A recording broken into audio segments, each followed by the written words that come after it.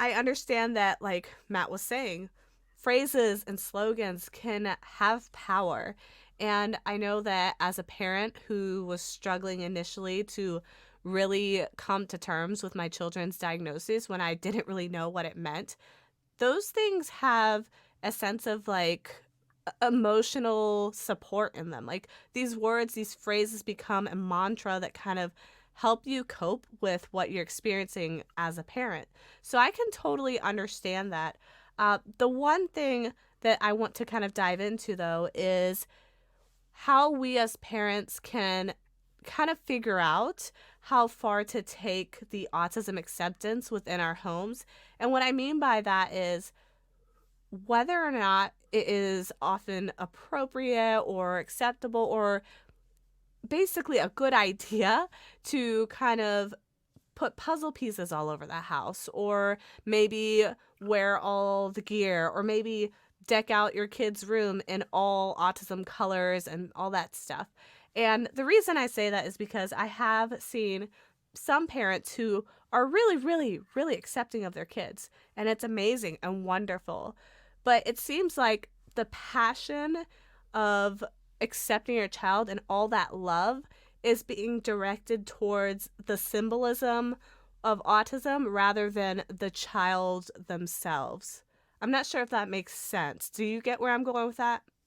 Yeah, I think so. And I mean, I would also kind of stress kind of the importance that it is kind of a balance of sorts because there's not a fine line like, oh, if you own 5 autism t-shirts, you're in the clear, but once you get that 6th one, that's taboo. Like that's when like you've gone crazy.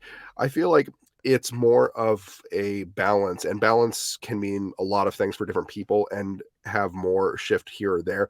So I think when it starts to kind of overpower who your child essentially is. So when you look at your child, is the first initial reaction is like my autistic child. That would be like the focus or the main qualifier of them.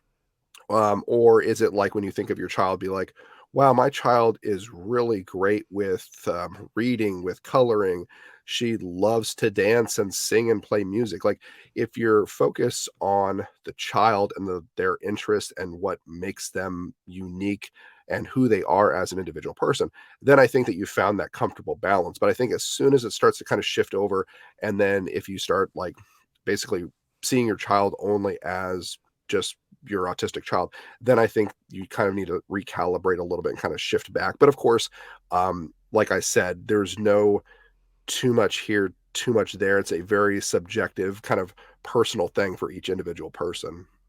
Yeah, I think it's kind of like that too much of a good thing can be a bad thing sort of thing. So there's two sides to autism when it comes to when somebody receives the news. There's those who are like completely in denial. They don't want anything to do with it. Like there's parents who as soon as they find out, they want to put their kid in foster care. They want to put them up for adoption. Like they want nothing to do with it.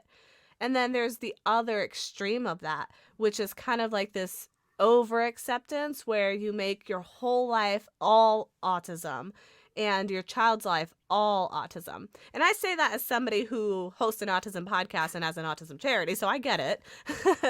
But what I mean by that is when we are taking the context of our child into consideration, when we are conversing with our child, hanging out with our child, picking out outfits for our child, bringing them to places, are we as parents taking into consideration what the child wants?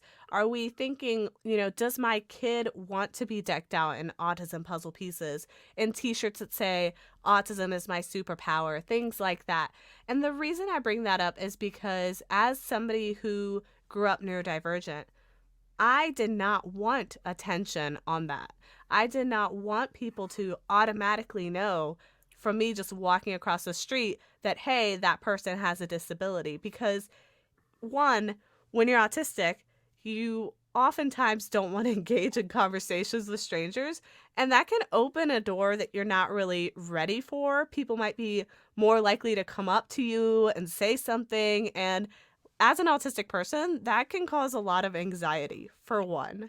I have never purchased a shirt for myself that says I am dyslexic because even as long as I can remember, as soon as like reading became like a standard for school, I always wanted to not be there when the class was reading. And I mean, I'd be taken out of the class and I knew I was not great at it. So I didn't want any more like focus put on that. So I mean, it depends on, I guess, the child as well. Like, definitely, I would see if, they are able to have that conversation. I would definitely see how they feel about, any type of, I don't know, items, Spotlight. T-shirts. Yeah, I was trying to think, like, what do you call that, like, gear? Yeah, I Um, guess. so I would check to see, I mean, if they are aware and understand, like, what autism is. Do they themselves want to be decked out in all the autism gear? If they do, then I mean, more power to them. I mean, that's great. If they don't, if they're a little bit more shy, like we both were, I mean, I wanted to kind of distance myself from it and really not talk about it as much as I could. Um, but yeah, I mean, I definitely think that if you are able to have the conversation at some point when they're a child, it probably is a good idea to kind of have that conversation. I think the real reason you didn't want a T-shirt that said you're dyslexic is because you couldn't read it. I was gonna say those letters would be all sorts of messed up. That would be a good shirt, though. Just Oh my mess up the gosh. letters intentionally. I know this is probably offensive to the dyslexic group, but hey, I've you're accepted it. dyslexic. Yeah, I've you're cool accepted with it. it. um, but yeah, again, when it comes to this identity piece, one of the things that we're really trying to focus on is realizing or understanding that beneath the diagnosis is a person. And whether or not our child is nonverbal, whether or not they're 2 or 3, and we think that maybe they're checked out and they don't care. I mean, maybe they don't. It's possible, but maybe they do. And if that's the case, I want to be as responsible as I can with my child and not go around kind of making these assumptions that they are totally cool with me wearing their autism on my sleeve all the time. Again, I say that as somebody with a podcast, but that's why we're very careful with the podcast not to mention their names and not to ever put their faces anywhere. We're trying to protect their privacy for that reason. Thanks for watching this clip from the Embracing Autism podcast. Hang out with us live Friday at 8 p.m. Eastern, and remember to subscribe, share, and hit that notification bell for reminders when we go live. Thanks for tuning in, and we'll catch you next time.